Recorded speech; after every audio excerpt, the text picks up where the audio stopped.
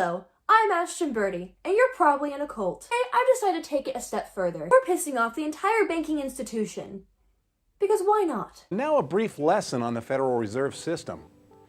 The Federal Reserve, or the Fed, is the central bank of the United States. As the central bank, it determines our nation's monetary policy. This means the Fed determines how much money is floating around in the U.S. economic ecosystem, ready to be spent on goods or services. By controlling the money supply, the Fed is able to influence both interest rates and the health of the overall economy. If nothing says a healthy economy like the Wall Street crash of 1929, the Great Depression, 2008 housing crisis, and let's not forget 2020, the year where money printer go brr. And just a friendly reminder, inflation isn't food becoming more expensive, it's the US dollar decreasing in value. Cheers. The banking institution, people who control all of your money. Getting into that today. If you were to Google what the Federal Reserve is responsible for, you would get the United States. Now, in most cases, if you were to Google a simple question, you would get a straightforward answer, including dates, information. But no, instead we'd actually dig down with Google to actually see what the Federal Reserve is responsible for. The Federal Reserve System is composed of 12 regional federal banks that are each responsible for specific geographic locations throughout the U.S. The Fed's main duties include conducting national monetary policy, supervising and regulating banks, maintaining financial stability, and providing banking services. Stability. Implying the banking system is somehow stable. The Federal Reserve acts as the U.S. central bank, and in that role performs three primary functions: maintaining an effective, reliable payment system, supervising and regulating bank operations, and establishing monetary policy. I like how they perfectly candy code it to make it look like it's there for the people. Instead of giving us a straightforward answer to explain how the Federal Reserve is tied to corporations, government, war, media, education systems, essentially everything in the US. But no, instead it continues to give us propaganda about how it's good for the people and how it works and doesn't crash and cause serious economic downfalls. A better understanding how the Federal Reserve actually works, I'm going to take the introduction from this book. Now, how the Federal Reserve Your actually book works, is I'm going to take the upside introduction down. from this book. Now, Reserve Girl. is this. Oh my God.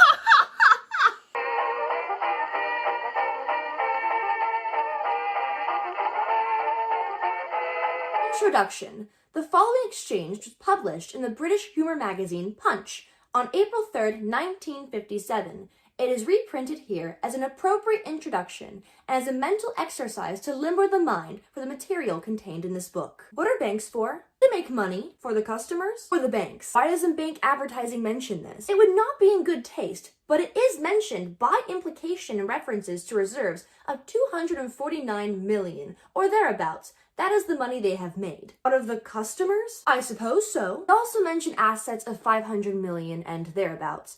Have they made that too? Not exactly. That is the money they use to make money. I see. And where do they keep it? In a safe somewhere? Not at all.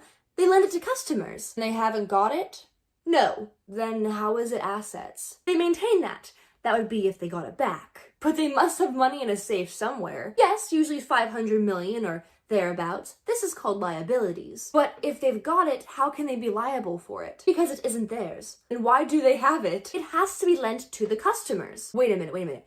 You mean customers lend banks money? In effect, they put their money into the accounts so it's lent to the bank. And what do the banks do with it? Lend it to other customers? You just said money they lend to people was assets. Yes, assets and liabilities must be the same thing? Can't really say that. But you just said it. If I put $100 into my account, the bank is liable to pay it back. Therefore, it's liabilities. But they'd go and lend it to someone else, and he is liable to have to pay it back. So it's assets. It's the same $100, isn't it? Yes. Then it cancels it out. It means the banks haven't any money at all, do they? I mean, theoretically. Never mind theoretically. And if they haven't any money, where do they get the reserves of $249 million? I told you, that is the money they have made. How? Well, when they lend your $100 to someone, they charge him interest. How much? It depends on the bank rate. Say 5.5%? That's their profit. Why isn't it my profit? Isn't it my money? It's the theory of banking practice that when I lend the banks $100, why don't I charge them interest? You do. You don't say. How much? It depends on the bank rate. Say 0.5%? Grasping of me, rather. But that's only if you're not going to draw the money back out. Of course, I'm going to draw it out again. If I hadn't want to draw my own money out again, I could have just buried it in the garden. Couldn't I? They wouldn't like you to draw it out again. Why not? If I keep it there, you say it's a liability. Wouldn't they be glad if I reduce their liabilities by removing it? No, because if you remove it, they can't lend it to someone else. But if I wanted to remove it, they'd have to let me. Certainly. But suppose they've already lent it to someone else. Well, then they'll let you have someone else's money. But suppose he wants his too. You're being purposely obtuse. I think I'm being acute. What if everyone wanted their money all at once? Well, it's the theory of banking practice that they never would. So what banks bank on is not having to meet their commitments? Well, I wouldn't say that. Naturally. Well, if there's nothing else you can tell me. Quite so. Now you can go off and open a banking account. Just one last question. Of course. Wouldn't I do better to go off and open up my own bank? Scene. An American citizen or have any interest in American history whatsoever, you need this book on your shelf. Google can't give you straightforward answers. This book will. This is The Creature from Jekyll Island. It has every bit of information you will need to understand the US banking system. This is the 5th edition? Because let's be honest, you try to DuckDuckGo, Google, Bing search anything on the Federal Reserve, you are not going to get any reliable information. This is the go-to book. This is my go-to book. This is many economists' go-to book. This was actually recommended to me by a friend of mine who is an economist, lives in DC, worked for the Federal Reserve for quite some time, and this is the most accurate description. He does not work for the Fed anymore. He actually despises the Fed, and he works in investing now. So, yeah, check out this book if you want any information, any accurate information on the Fed that isn't so far out conspiracy theory or is not so far out to the point where it's like, the Federal Reserve is here to help the common good. It's just, this is the go-to book, so please check out this book. If you guys follow me on Instagram, you would know I did a road trip from DC down to Florida, and I had the privilege of stopping by Jekyll Island in Georgia and doing a full tour and seeing everything and understanding everything. And by the way, what I'm about to share with you, they tell you on the tours. This isn't crazy conspiracy theory information. This isn't just pulled out of a hat like, what's going on here? This is actual historical information you can find on Wikipedia. You can find in this book. Learn about this on the tours of Jekyll Island, which is now used as a resort for the public. You can literally do 18 holes of golf and then go take a tour to learn how your money is being used to profit war and propaganda. This is now all public information, and yet I am still doing a YouTube video on this, which, to be fair, I'll probably end up being demonetized, censored, and pushed way down the algorithm. So turn those bell notifications on. Click little bell, subscribe.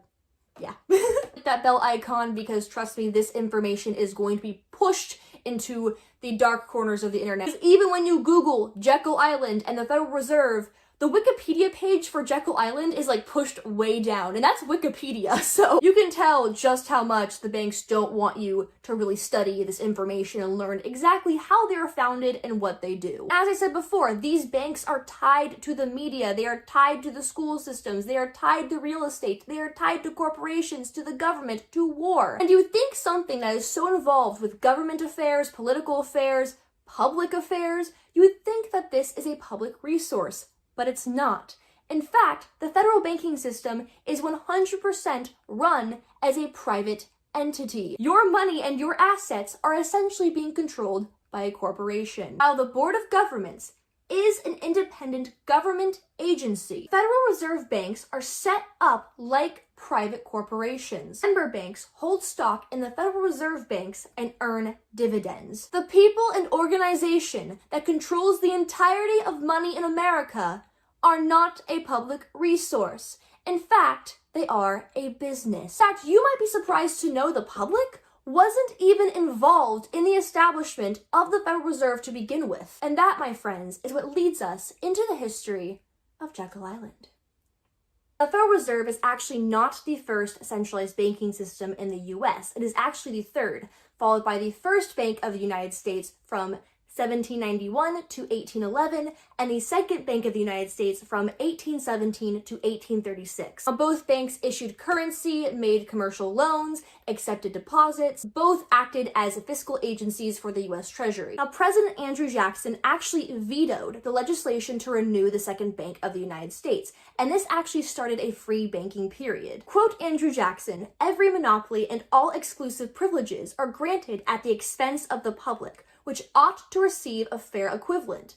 The many millions which this act proposes to bestow on the stockholders of the existing bank must come directly or indirectly out of the earnings of the American people." Later on, during the Civil War, there was a means to finance the Civil War, which brought us the National Currency Act in 1863, which later became the National Banking Act in 1864. But after that, there wasn't really much talk of banking systems. We sort of just laid low, if you know what I'm saying. But why the Federal Reserve? What was the reasoning for it? Now, Wikipedia, good old Wikipedia, that because of the rural banks exploiting their reserves and funding more agricultural work, this is somehow bad, because the city banks then needed to take out more loans and sell more bonds and stocks, and ergo they needed to make more money. It can literally be chalked up to they wanted to be gazillionaires, and they weren't yet. And to be fair, there was an actual panic on how money was being managed. In the East, that is. People in the South were more focused on building their homes, and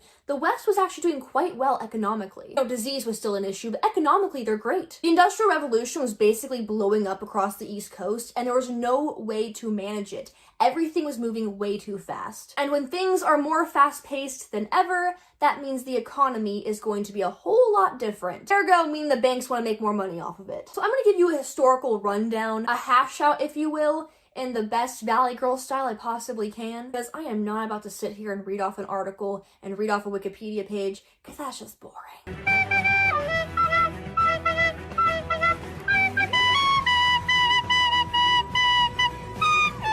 So, the year is 1907, and Congress is like, yo, we need a banking reform. We need to fix this like yesterday. And you got this senator, Nelson Aldrich, who is very well known amongst the elite. Okay, his daughter is married to a Rockefeller. Very important information, obviously. So Aldrich goes to Germany, okay, and he's like, guys, they've got a banking system that'll rock your socks off. Like, no joke. All you gotta do is put the big boys in charge. Put the JP Morgans, put the Rockefellers in charge, and it'll all be Gucci, okay? And everyone in Congress is like, this is a little sus, okay? No. He's like, why? Why not? It's like the best idea ever. I'm brilliant. What do you mean? And they're like, dude, your daughter is married to a Rockefeller. Like, no. Aldrich is just like, yeah, good point. Okay, cool. I'm gonna go on a duck hunting trip for like 10 days. Yeah, just don't worry about me. Don't call me or anything, because I'll be on a duck hunting trip. I swear it's a duck hunting trip. It wasn't a duck hunting trip. The year is now 1910. Nelson Aldrich and several executives from banking institutions such as JP Morgan, Rockefeller, Kuhn, Loeb & Co. are basically going on this fake duck hunting trip using fake names, secluded themselves for 10 days on this island, and wrote down what is now the Federal Reserve Act. These guys basically got on a train in the dead of night using fake names to go on a fake duck hunting trip to seclude themselves for 10 days and write down what is now in control of every American citizen's money. And no one knew. And this isn't like conspiracy theory information. You can find this on Wikipedia, find it in this book, go to Jekyll Island yourself, and they will tell you. This is all public information, and they don't teach this in schools. Now, this meeting not only included Senator Nelson Aldrich, but a few others I think are important to mention. Frank A. Vanderlip, president of the National City Bank of New York, associated with the Rockefellers, Henry Davidson, senior partner of JP Morgan Company, Charles D. Norton, president of the First National Bank of New York, and most importantly, Edward House, who would later become none other than President Woodrow Wilson's chief advisor. There, Paul Warburg of Kuhn, Loeb & Co. directed the proceedings and wrote the primary features of what would be called the Aldrich Plan. Now, because the plan was introduced by Nelson Aldrich, who was considered to be the epitome of Eastern establishment, they received very little support, if at all. In fact, at the time, there was an entire phenomenon of those who lived in southern and western states who thoroughly believed the entire country was run by corporation and wealthy families. And bankers went out of their way to pay journalists to call these people conspiracy theorists. Sound familiar? Also, since we're here, JP Morgan has a history of causing, well, large investments to, sink. Would also like to point out the Federal Reserve helped finance World War I, just 8 months after it was established. Now, the outbreak of war in Europe in August of 1914 touched off a financial crisis, but the Federal Reserve was already providing loans and facilitating war bonds, despite just recently being established to help build the American economy. Why were we so quick to jump in and finance a foreign war? Now, both Republicans and Democrats were way against the Aldrich Plan, which would later be called the Money Trust, because, you know, you can trust them. Yeah.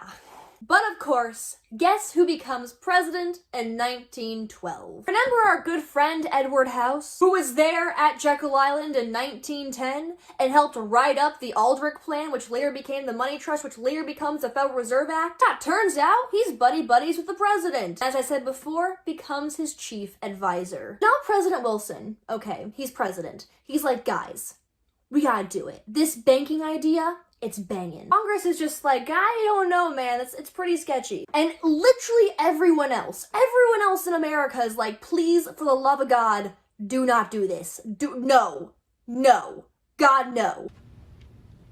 No, God! No, God, please, no! No!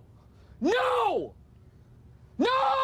And President Wilson's like, no, we're doing this because my advisor, who just so happens to be best friends with JP Morgan and the Rockefellers, like, he says we're gonna do it, so we're gonna do it. And within within 9 months of this man's presidency, the Federal Reserve is established. This man took his oath into office in March of 1913, and the Federal Reserve was made just days before Christmas of 1913. 3. Merry Christmas, you filthy animal. And a Happy New Year. Like, it's safe to say that was the first on his list to get done. No other priorities besides getting the banks to control everything. Clearly. The amount of shade that went into establishing our banking system. Woodrow Wilson is the shadiest president in American history. Change my mind. The Federal Reserve Act was only written up 3 years prior. Okay, I want to make one thing clear. Trump won the 2020 election, okay? The election was obviously rigged by the deep state, who didn't want Trump to win for one reason and one reason only, okay? Trump is our orange messiah. He is the only one in America who could save America from communism. Excuse me, but Joe Biden won the election fair and square. It's not our fault that your president is absolute trash. Whatever you've been brainwashed to believe by CNN and the public school system, President Donald Trump, he's Donald Trump, he's nothing for us. And Joe Biden's completely different than Donald Trump. Honestly, Like, he's not doing all the racist stuff that Donald Trump is. I mean, we have such nicer tweets now, and there have been bills that have been passed back and forth, that are still being passed back and forth, for decades now. Decades. But the act that allows elite establishments to control our money, that took 3 years. 3 years. Ha! I just want to get this through your guys' head, just in case you haven't caught on quite yet, okay? The Federal Reserve Act, which was written under secrecy by a bunch of rich bankers on a fake duck hunting trip, hated by the majority of the public, hated by the majority of Congress, okay, controls the majority of the wealth and money in this country of every class, mainly affecting the working class, only took 3 years to enact, and is in still effect today. Great. God bless America. Talk about this for a second. Why is no one talking about this? Why is no one doing anything about this? Why is this not well-known information, despite it being public information? Well, remember when I told you how the Federal Reserve is basically connected to everything in this country involving money? Government, real estate, public school system, the media. Let's look at the school systems, for example. Why don't your children know how to pay taxes? Why don't they teach your children where their taxes are being used, how their taxes are being used, how the Federal Reserve works, how the banking institutions work? Simple. Why would those who fund the main source of education in this country want your children to know the true corruption behind what controls everything?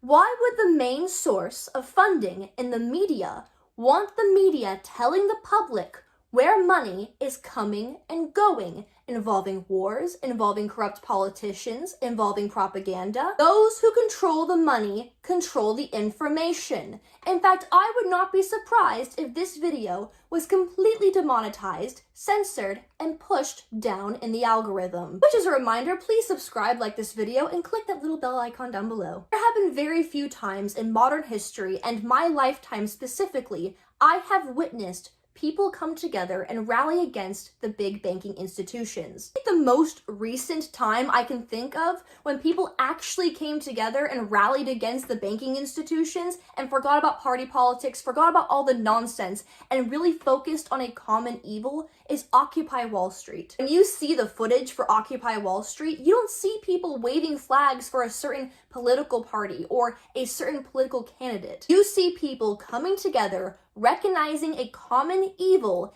and trying to take it down. I was about 15 or 16 years old when Occupy Wall Street happened, and I don't think, if Occupy Wall Street never happened, I don't think I would have ever actually gotten into politics. Mainly because I spent most of my time on the internet, that's where I got the majority of my information. You wouldn't see Occupy Wall Street protests on CNN or Fox News. It was the only glimpse I think I ever really had, or anyone really had, of the corruption in Wall Street and the banking institutions. So what happened? Well, I don't want to bring up the tinfoil or anything. Too much? Anyway, I don't want to sound like a crazy conspiracy theorist, but is it possible in any way that the rise of identity politics in 2012 and 2013 was a psyop to get us distracted by the real enemy? Wearing tinfoil in my head's probably not helping. It just seems a little too coincidental that everybody seemed to be on the same page. Banks are evil. Let's take down the banks. Federal Reserve has got to go. And then within just 2 or 3 years, everyone seemed to forget about that and focus on which Disney princess movies are the most sexist. You see where I'm coming from? Americans of every class currently face a common evil. An evil that has been controlling us for the past 100+ years. And yet we don't seem to want to do anything about it. This isn't a conspiracy theory. This is public knowledge. It is a known fact the banking industry has been abusing its power for far too long. It is time to fight back and find new ways and new investments to release ourselves from federal agencies. And it's time to face the harsh truth. America hasn't been a free country since at least 1913. If you can't control your own wealth and your own assets, how are you free? It is time to put aside the party politics and the identity politics and focus on the common enemy, the main enemy. Okay, I love you.